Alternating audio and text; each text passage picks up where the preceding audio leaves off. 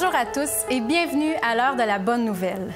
Si je vous dis « Dans la vie, on a ce que l'on mérite » ou encore « On récolte ce que l'on sème », mais pensez-vous vraiment qu'on a toujours ce que l'on mérite? Oui. Élaboré. Bien, en autant que tu travailles pour le faire, travaille dans le sens que tu veux, dans le sens que tu veux faire, ce que c'est que tu veux faire dans la vie. Oui, parce qu'on fait pour. Chacun a le choix de faire pour être bien dans la vie. Ah ben oui, si on choisit bien les choses, oui, on le mérite, c'est sûr. Non. Pouvez-vous élaborer? Ben, tu vois tellement de choses en tout cas, on peut trouver pas juste, si tu veux, pour des gens qu'on connaît, des choses qui leur arrivent. Non, la vie est vraiment pas toujours juste. En général, oui, on a ce qu'on a récolté, on a ce qu'on mérite. C'est ma façon de voir les choses, que ce soit à long terme ou à court terme. Pas nécessairement, non? Ça dépend. Oui, ça peut virer des fois mal, sans que ça soit toi qui le veulent. Okay. T'as essayé le mieux que tu peux, t'as fait le mieux que tu peux, mais des fois, ça va différemment. Bonjour à vous deux. Bonjour Valérie. Bonjour Valérie. On a beaucoup de réponses variées dans ce Vox Pop-là, mais je pense que c'est logique quand même de dire que quand on sème le mal, on récolte le mal, mais quand on sème le bien, on récolte le bien. C'est logique. En général, hein, ouais. La Bible dit même qu'on récolte ce que l'on sème. C'est même dans la Bible.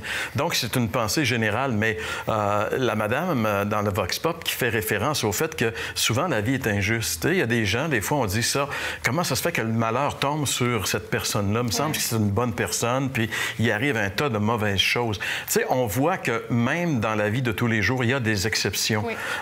Et je pense que lorsqu'on arrive à l'Évangile, il y a l'exception. Là, vraiment, c'est l'exception.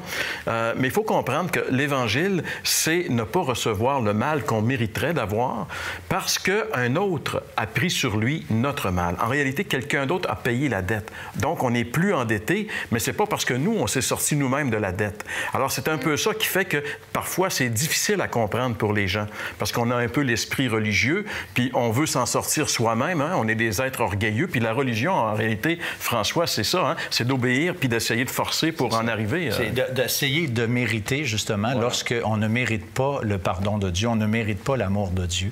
Et le principe de base, quand on parle de grâce, il faut absolument aussi garder à nos esprits la notion de la culpabilité de l'être humain. On peut pas parler de grâce s'il n'y a pas de culpabilité. Si moi, j'ai rien fait, je mérite juste de ne pas avoir de châtiment, je mérite rien d'autre que ça. Tandis que si je suis effectivement coupable de quelque chose et que la personne me pardonne sans aucun prix, ça, c'est la grâce. J'obtiens un pardon que je ne méritais pas. Par définition, la grâce implique la responsabilité, la culpabilité. Oui, mais si je comprends bien, dans le fond, puis pour les gens à la maison aussi, le phénomène de la grâce, c'est complètement à l'opposé de ce qu'on vient de parler. Dans le fond, c'est on a semé du mal, mais on récolte du bien.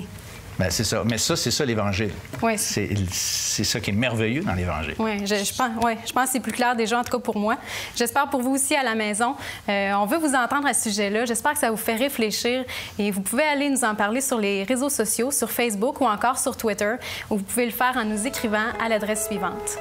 L'heure de la bonne nouvelle, casier postal 26006, Trois-Rivières, Québec, G8Y7M1, ou par téléphone au 1-866-509-1319 ou encore par courriel à info@hbn.ca.